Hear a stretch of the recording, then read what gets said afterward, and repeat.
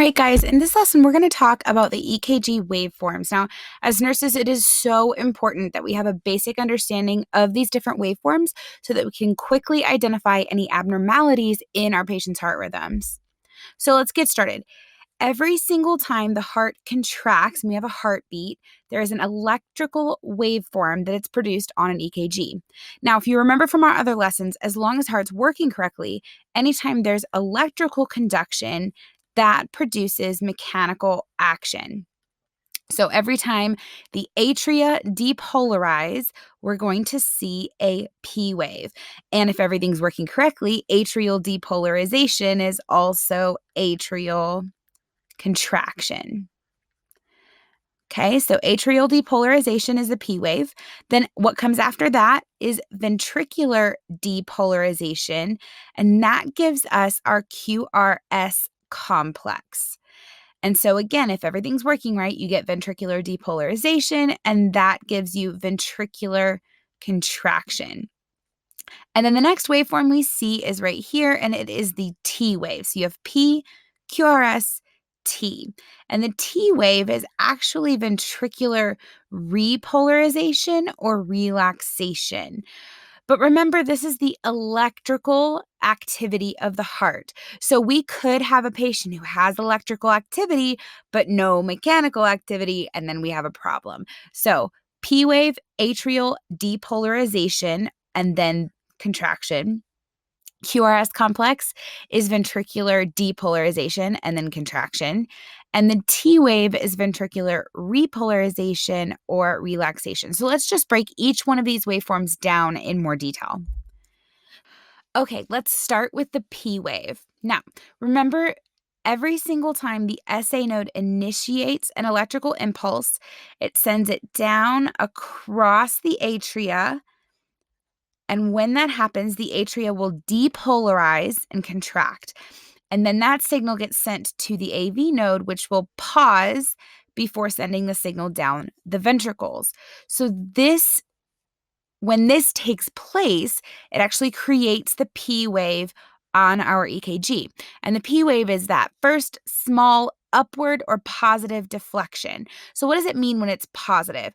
Well, basically, it just means that the electrical signal is going towards the positive EKG lead. So if this is my patient, and I've got them, here's their heart, and I've got them on an EKG, the positive lead is typically down here, lower left, and the negative lead is here.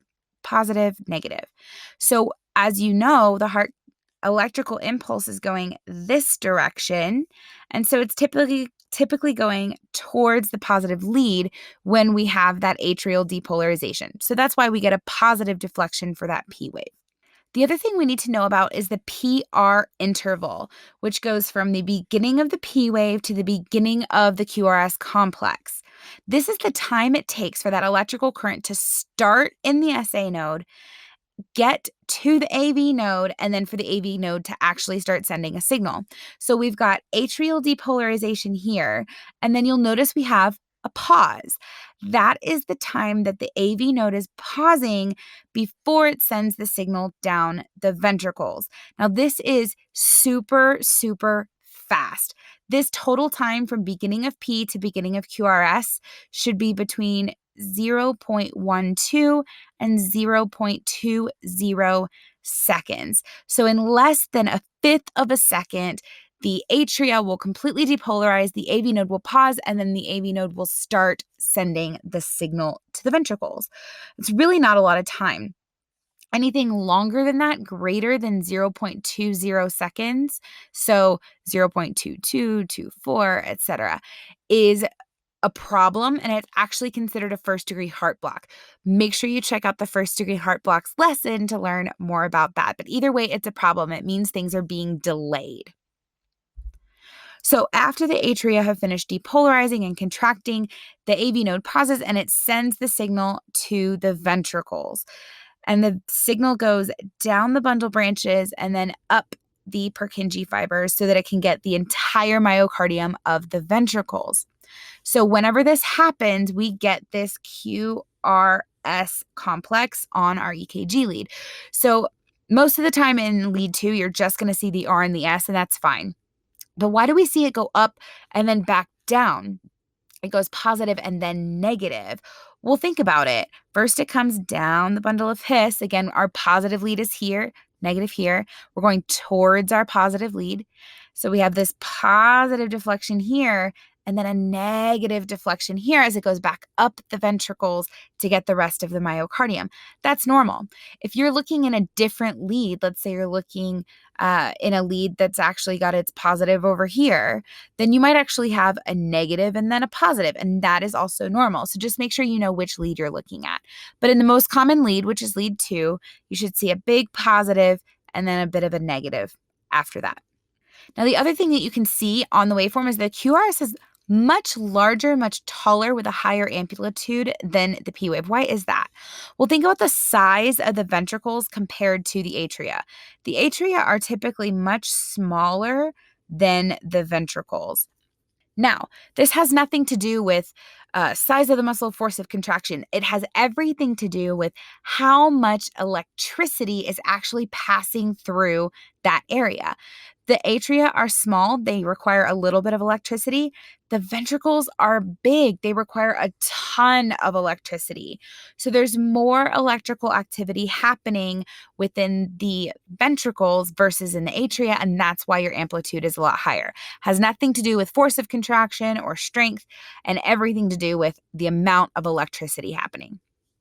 Now, another interval is the QRS interval. This is the time it takes for the current to travel all the way through the ventricles. So it's from the start of the QRS to the end of the QRS. So that's our QRS interval. Again, super fast, right? The heart's beating 80 beats a minute. So all of this entire thing needs to take a very short period of time. So our QRS interval, our QRS complex, should measure somewhere between 0.06 and 0.12 seconds to be complete. If you start seeing it longer than that, we call that a wide or widened QRS, and that is a problem. It means that it's taking too long for the signal to get all the way through the ventricles. Lastly, let's look at our good old T wave. It's the last waveform on the EKG.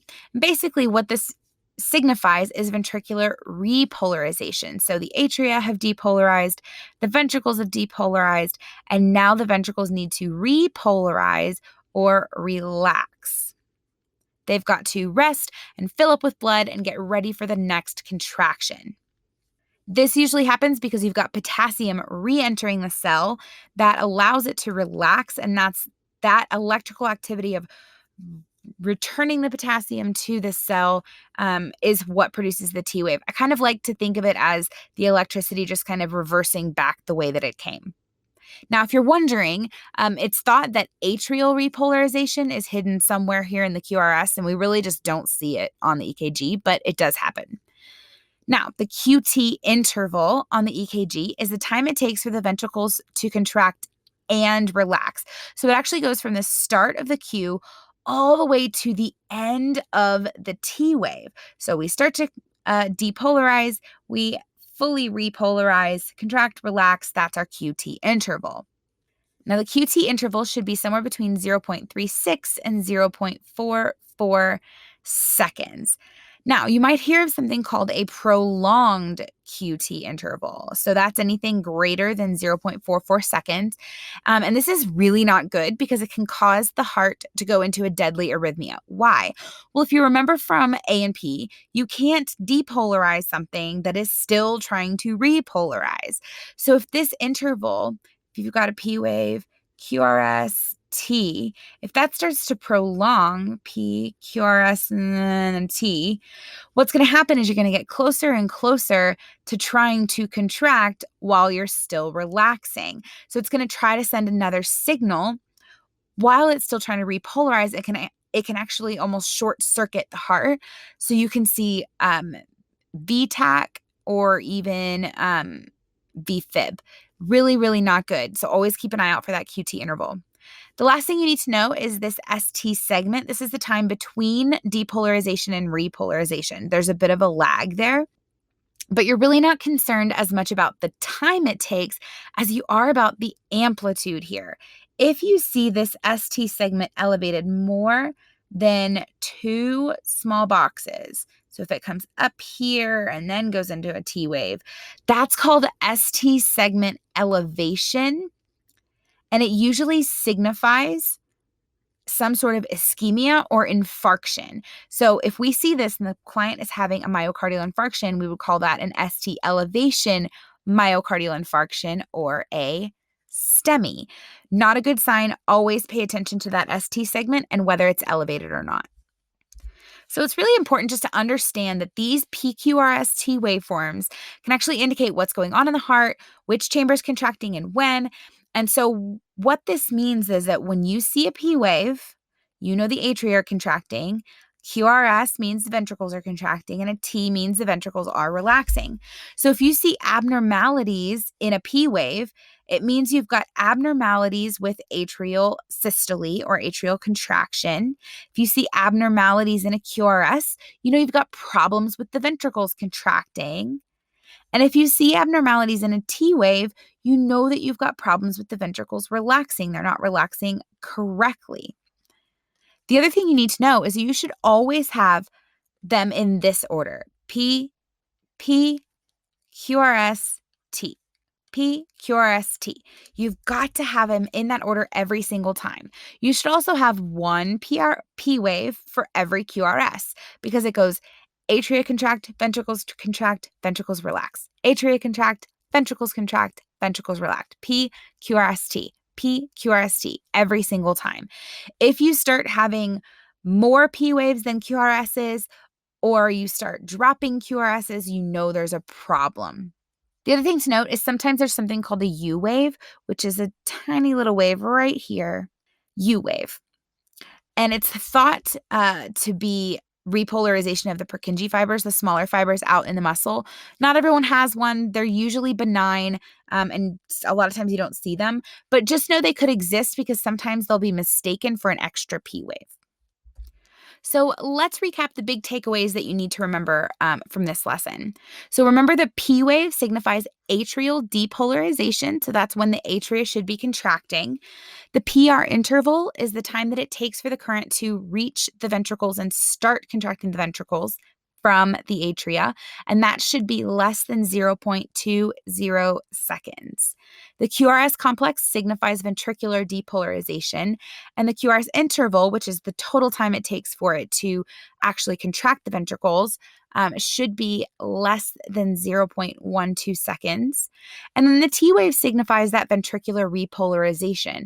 So if you have a QT interval that's prolonged, it means that the time it takes for it to fully contract and fully relax is too long, and it could be a problem. So make sure you're keeping an eye on that. All right, guys, I hope this makes sense to you and you're able to understand what the basic waveforms are. Make sure that you move on, check out all of the other lessons in the EKG course to understand how to interpret different rhythms and what's really going on in the heart when those different rhythms are present. Make sure you check out all the resources attached to this lesson as well. Now go out and be your best selves today, and as always, happy nursing.